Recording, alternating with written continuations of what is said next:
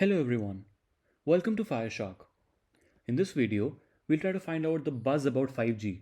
But before we get to that, what is this 1G, 2G, 3G, 4G and 5G? Not so long ago, we got hands on 4G. We got really great speeds, but how can something be better than that? Well, the G in all these stands for generation. We are currently entering the fifth generation of specifications, that is 5G, that define mobile technology standards. These standards are set by the International Telecommunications Union, that is ITU, include minimum and maximum speeds, hardware and software, IT protocols, frequencies, and spectrum. The lifespan of these generations has typically been about a decade or so. With each generation that comes in, we get greater speeds and higher frequencies at which these operate, and we need to upgrade our devices as well. Well, if we wanted to use 4G, we needed a 4G compatible smartphone or a smart device.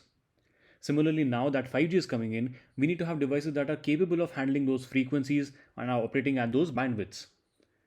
Now, before we move forward, let's take a trip down memory lane and see where we've come from. So, back in 1984, we got our first 1G. Now, this 1G, it has been in the development since 1970, and it was only in 1984 that it became available to everybody else. The technology used in this 1G was AMPS, NMT, and TACS.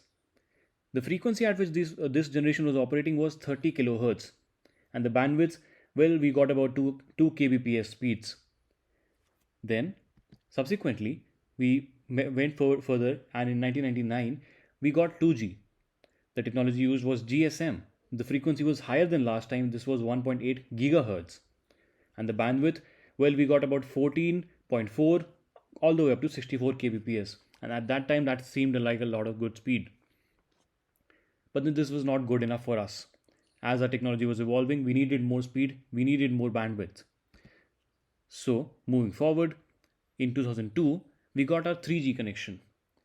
This technology was WCDMA, and the frequency was higher than before. This was 1.6 to 2 GHz. The bandwidth was significantly higher. It was 2 Mbps. So we finally got really great speeds, and it seemed like we cannot get any better than this. But we were wrong. Moving further, in 2010, we got our 4G connections. The technology used was LTE and WiMAX. Frequency was significantly higher than before, that is 2 all the way up to 8 GHz. The bandwidth was 20 Mbps all the way up to 1 Gbps, that is a GB of data downloaded in 1 second. That is really a lot. But then, how can we get any better than this? Well, turns out we can. In 2015, we started getting 5G. It started rolling out. Technology used was MIMO and millimeter waves. The frequency was 3 to 30 GHz, and the bandwidth, well, we got about 1 all the way up to 20 Gbps. This is the best speeds we've ever gotten on our cellular networks. But how does this work? What do these frequencies and bandwidths mean? And how are these generations different from one another? Let's find out. If we see a typical cellular tower, it's going to look like this, and it's going to be broadcasting certain signals. If we plot those signals on a graph, we would get something like this, wherein we have certain crests and troughs. The distance between two consecutive crests is called wavelength. This wavelength is related to the speed of light, as wavelength into frequency equals the speed of light. Don't worry if none of this makes any sense. In simplified terms, we know that speed is equals to distance upon time. These waves travel at the speed of light. The frequency is just 1 upon time, and wavelength is the distance traveled by each particle during the wave. So in simple terms, this is just the distance traveled by every particle in the wave upon the time it took to travel that distance is equal to the speed of light. If we just rearrange all these components, we get that wavelength is inversely proportional to the frequency.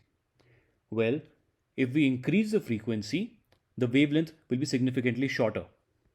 What does this mean? This means that if we use high frequency of our broadcasting signal, the wavelength will be shorter.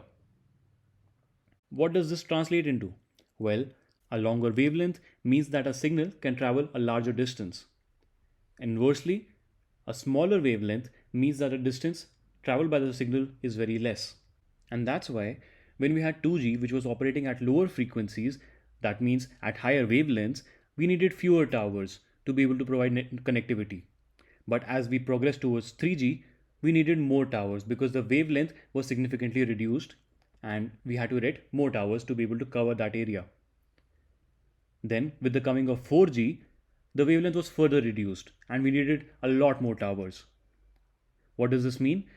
This means that when 5G comes in, we will need a 5G tower everywhere. We would need it at our homes, at every street, every corner. That is how we'll be able to provide a full connectivity of 5G.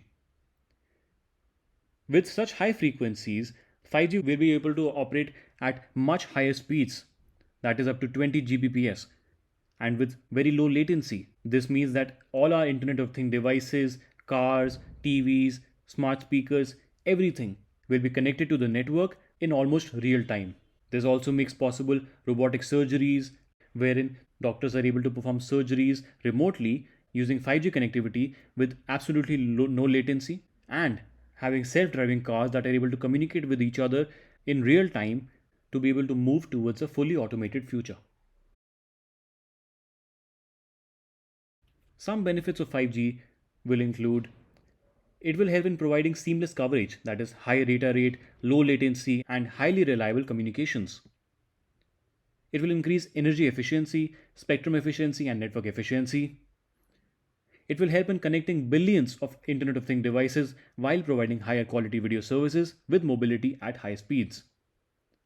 It will provide delivery of critical services such as telesurgery and autonomous cars, among other things. It will also help in real time monitoring of disasters, precision agriculture, and minimizing the role of humans in dangerous industrial operations such as deep mines, offshore activities, and so on. There are a whole lot more benefits of 5G just waiting around the corner. That's all for this video.